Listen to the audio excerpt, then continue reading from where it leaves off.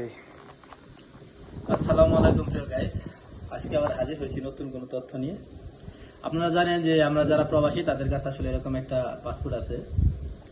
তো আমরা যখন দেশে যাই আসলে এই পাসপোর্টটার কতদিন মেয়াদ থাকতে হবে, কতদিন থাকলে আমরা যেতে পারবো আবার রিটার্ন আসতে পারবো, তো এটা আসলে আমরা অনেকে জানি না। তো আজকে আমি আসলে এই বিষয়টা ক্লিয়ার করব, বিশেষ করে যারা সৌদি আরবে আছেন তাদের জন্য। তো প্রথমত যে আপনি যখন দেশে যাবেন তখন আপনি কয় মাসে ছুটিতে যাচ্ছেন, মানে আমি বলতে চাচ্ছি যে আপনি কয় মাসে ছুটিতে যাবেন। মনে করেন যে আজকে 7 তারিখ, আজকে আপনি দেশে যাচ্ছেন, তো আপনার 3 মাসের ছুটি।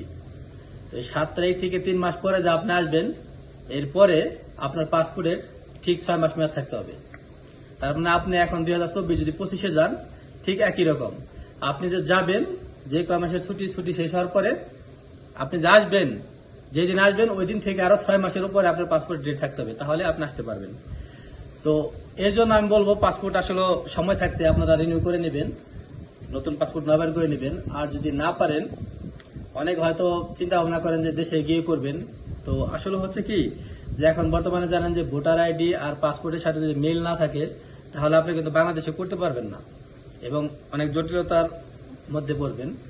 কিংবা আপনি যদি সেটা করতেও পারেন, পরবর্তীতে দেখা গেছে আপনার আসতে গেলে হয়তো অনেক সমস্যা হতে পারে, কারণ তখন আপনার পুরান পাসপোর্টের মধ্যে ভিসা থাকবে, নতুন পাসপোর্টে থাকবে না, সেই জন্য আপনার ঝামেলা হতে পারে।